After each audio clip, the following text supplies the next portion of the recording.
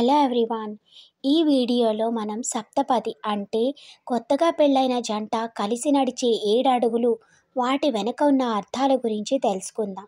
అసలు వీటి అర్థాలు తెలుసుకుంటే ఏ భార్యాభర్తలు కూడా ఎన్నటికీ విడిపోరు. పెళ్ళంటే 2 మనసుల కలయిక, నూరేళ్ల సాన్నిహిత్యం. వైవాహిక జీవితంలో ప్రమాణాలకి కట్టుబడి ఉంటే ఆ సంసారం స్వర్గం. ప్రమాణాలను అతిక్రమిస్తే ఆ సంసారం నరకం కదా. మన జీవితంలో అతి ముఖ్యమైన ఘట్టం వివాహం. ఆ సందర్భంలో వధూవరులతో చేయించే ప్రతి కార్యక్రమానికి చాలా ప్రాధాన్యత ఉంది. జీవితంలో ఒకరితో ఒకరిని ఎక్కువ కాలం కలిపి ఉంచేది భార్యాభర్తల బంధం. ఆ బంధం పటిష్టంగా ఉండటానికి పెద్దలు కొన్ని మంత్రాలను నిర్దేశించారు. వాటిని లౌకికంగా పెళ్లినాటి ప్రమాణాలని చెబుతారు. ఆ ప్రమాణాలను త్రికరణ శుద్ధిగా ఆచరించిన వాళ్ళకి ఇక సంసారంలో 3 పువ్వులు 6 కాయలుగా వర్ధిల్లుతుంది. ఇక ఇద్దరు వ్యక్తులు 2 కుటుంబాలను ఒకటిగా చేసేది వివాహ బంధం. హిందూ సంప్రదాయంలో జరిగే ప్రతి క్రతువుకు ఒక ప్రత్యేకత ఉంది. ముహూర్తానికి జీలకర్ర బెల్లం తలపై పెట్టించి ఆ తర్వాత మాంగళ్యధారణ చేయిస్తారు. ఇది పూర్తయిన తర్వాత వధూవరులకు కొంగుముడి కలిపి బ్రహ్మముడి వేస్తారు. వధువు చిటికెన వేలుని పట్టుకొని వరుడు అగ్నిహోత్రం చుట్టూ ప్రదక్షిణ చేస్తూ 7 అడుగులు నడవడాన్ని సప్తపది అని అంటారు.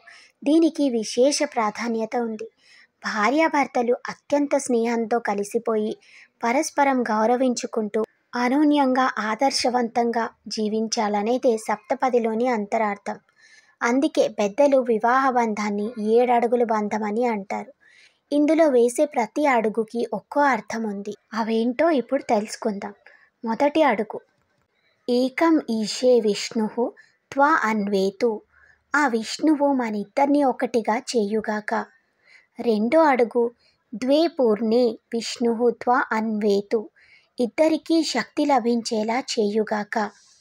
మూడో అడుగు, త్రీణి వ్రతాయ విష్ణుః త్వా అన్వేతు. వివాహ వ్రత సిద్ధి కోసం విష్ణువు అనుగ్రహం లభించుగాక. నాలుగో అడుగు, చత్వారి మయాభవాయ విష్ణుః త్వా అన్వేతు. మనకు ఆనందాన్ని విష్ణువు కలిగించుగాక. ఇక ఐదో అడుగు, పంచపశుభ్యో విష్ణుః త్వా అన్వేతు. మనకు పశు సంపదను విష్ణువు కలిగించుగాక. ఆరో అడుగు, షడ్ఋతుభ్యో విష్ణుః త్వా అన్వేతు. 6 ఋతువులు మనకి సుఖమునిచ్చుగాక. ఏడో అడుగు, సప్తభ్యో హోతాభ్యో విష్ణుః త్వా అన్వేతు. గృహస్థాశ్రమ ధర్మ నిర్వహణకు విష్ణువు అనుగ్రహించుగాక. ఓ అర్ధాంగి, 7 అడుగులతో నువ్వు నా ప్రాణసఖివై అయ్యావు. ఎల్లప్పుడూ నువ్వు నా స్నేహాన్ని విడవద్దు.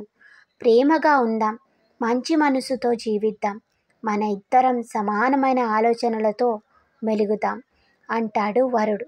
అప్పుడు వధువు, ఓ ప్రాణసఖుడా, నువ్వెప్పుడూ పొరపాటు చెయ్యకుండా ఉండు. నేను ఏ పొరపాటు చెయ్యక నీ వెంటే ఉంటాను.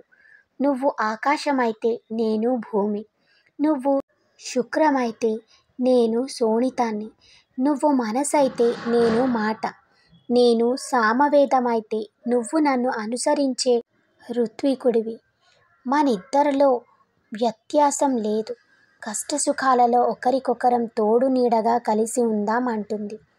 ఓ గణపతి, మన వంశాభివృద్ధికి, మనకు ఉత్తమ స్థితి కలగడానికి మంచి బలం, ధైర్యం, ప్రజ్ఞావంతులైన వంశహితాన్ని రక్షించగల న్యాయ మార్గం అనుసరించే ఉత్తమ సంతానాన్ని ప్రసాదించు అని పురుషుడు చెబుతాడు. ఇవేనండి సప్తపది 7 అడుగుల వెనక ఉన్న అర్థము. మీకు ఈ వీడియో నచ్చిందా? నచ్చితే please like, share and subscribe. Thanks for watching.